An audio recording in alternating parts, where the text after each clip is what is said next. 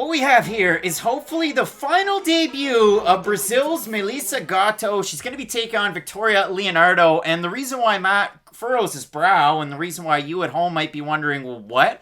Melissa Gatto was supposed to come into the UFC. She was supposed to fight Talita Bernardo. She was supposed to fight a whole bevy of different fighters up at 135 pounds. And if you go through the laundry list of fights that fell out, Bernardo, Avila, Agapova, and now she gets Leonardo, there's all different reasons for it. Now, some of them, they're injury related. Some of them say that she had to withdraw from the Agapova fight due to travel restrictions. One of them is the fact that in 2019, she tested positive for furosemide. Furosemide, it was a 1-year USADA suspension. That is a banned diuretic. So for Melissa Gatto, she finally gets her opportunity, and this is a fighter that I've been so excited and anxious to see in the cage because you look at the record, 6-0 with 2 draws, 4 of her wins by submission. She's definitely a submission ace.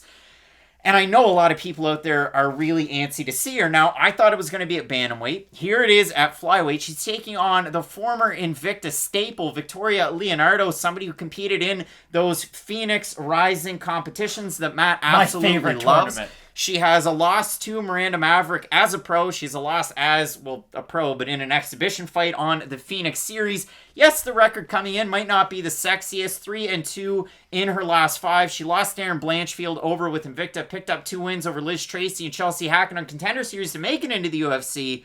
And then she ultimately lost to Menifield in the UFC. And for me, I've been critical of Victoria Leonardo. She comes at us from Elite Combat Academy with her husband. I had to write it down. It's Brent Mason. He owns the gym. She trains with Andrea Lee. But the trouble always was Victoria Leonardo is a good striker. She throws a lot of power shots. Her striking defense has been choppy at best. And I mentioned it in her debut. It was the fact that she took on Erin Blanchfield, ate a head kick and got rocked.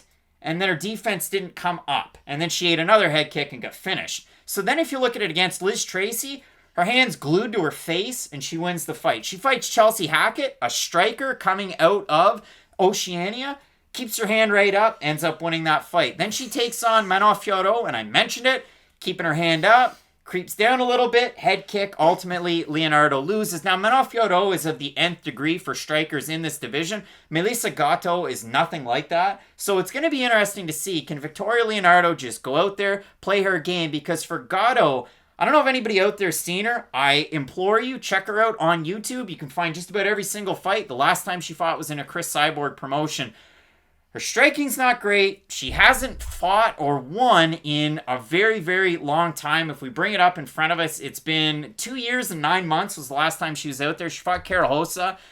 She was getting absolutely beaten down in that fight until she gets a Hail Mary. They say it's a Kimura. The camera angle's not on the arm. To me, it looked like an arm bar, but you couldn't really see it. The point was, Hossa was totally outstriking her. Hossa took her down a couple of different times, slammed her down, was all over. And I've seen Melissa Gatto in multiple fights get just taken down and beaten until she wins by Hail Mary submission. So it's really weird coming into this fight. Even the City Rocha fight, that was one where she gets taken down. She's off her back a lot. I even thought she lost that fight, but they called it a draw. So I really don't know what to tell you out of Gatto because here's the thing.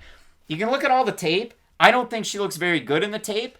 But she's had 2 years and 9 months to get better, so it's tough to tell what you're going to get this weekend. I think you're selling Gatto as low as possible. And listen, I'm not here to tell you she's going to be a future top 15 talent, but you're looking at her like she's a late second round draft pick in the NBA, and I feel like she has some like early second, late first round traction. I really do. When you look at her bottom game especially, she's a very dangerous fighter, and just having a very developed bottom game, in women's MMA especially, can take you very far. Look at the early part of Mackenzie Dern's career. Mackenzie Dern couldn't strike for she couldn't get a takedown to save her life, and all she had was her jiu-jitsu. It still worked, though, and it still got her to a point where, okay, you might not have the striking and wrestling right now, but since you have that jiu-jitsu, go out there and just try to win fights with your jiu-jitsu. Train your boxing and train your wrestling in the secret, and then show them when you have to show them. And that's the real big thing for Gatto. I feel like she does have a much bigger and more diverse skill set. It's just the fact that her takedown defense, A, isn't great, But I think there is kind of a B side to that coin where it's, if you're as good as she is at jiu-jitsu, why do you care if anybody takes you down? You submit 90% of the fighters you fight off your back anyways, and the majority of women's fighters who you're fighting against don't have near the jiu-jitsu credentials that you do. I just think Gatto is a slightly more special talent than what you've sold her as. And listen, I know a win 2 years ago over Karol Hossa doesn't mean everything, and it doesn't even mean that much, but there's a ton of fighters who come into the UFC who beat a fighter that neither one of us heard of until the week that we filmed these shows, and then we go back and watch those fights. At least that's a quality win early on in her career. And the thing is, she has a good skill set to build upon. If you have a background in something, this has been my key. And this is something I always look for a lot in fighters. It's when they get hurt or when they're tired, what is their default? What do they switch to? Like some fighters, if their background's wrestling, they get hurt, well, they're a panic wrestler. They immediately shoot. With Melissa Gatto, she's so comfortable off her back that, yes, there is some of that Louis Smolka. She'll give up rounds that might not always look great. But the fact that she is so deadly off her back means that she can submit anyone at any point. And I really do feel like with 2 years off at only the age of 25, she'll have done nothing but improve in her last 2 years off. And I do understand that there are some injuries involved with that, but none of the injuries that she had were like Orion Kosei injuries, where it's like, wow, really, really serious, but nah, don't worry, I'll just like eat my vitamins and run on the treadmill. I think Victoria Leonardo is the fighter that we thought she was, though. When she does face that upper echelon, she does tend to lose. And I'm not here to tell you Erin Blanchfield's anything special either, but Erin Blanchfield is at least a solid fighter. No.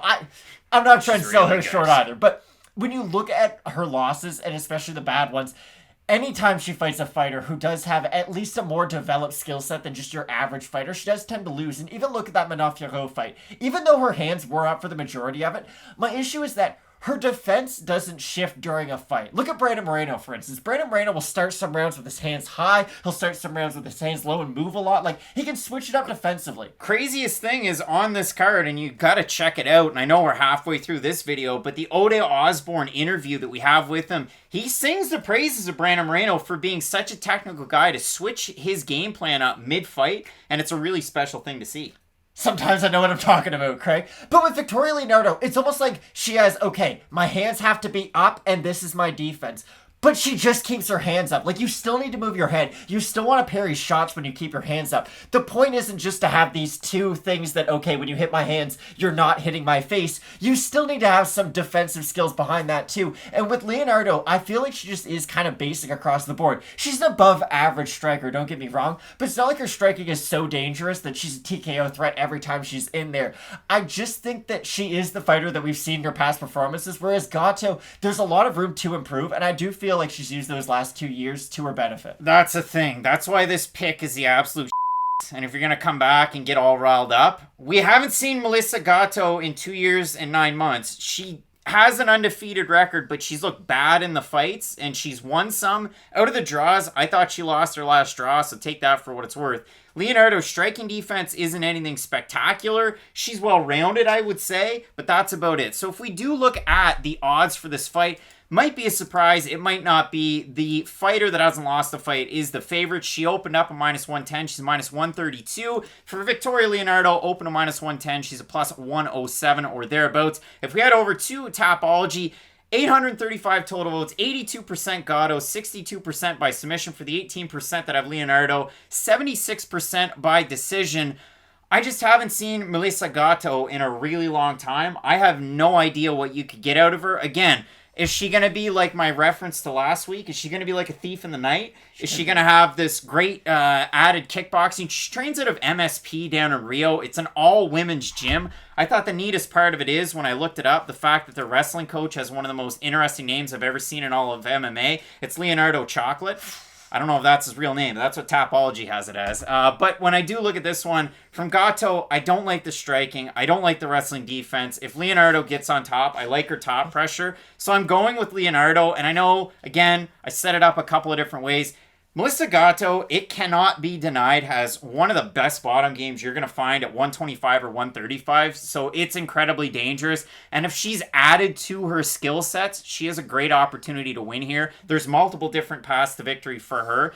I think for Leonardo, you just got to grind it out. And that's who I'm going with. You kind of sound like in Mrs. Doubtfire when they're interviewing the different nannies, and there's that one who comes in and she's like, I don't do cooking, I don't do cleaning, I don't do kids, I don't do laundry. That's like you describing Gatto's game. I don't like her striking, I don't like her wrestling. Well, none of it's very pleasant to watch.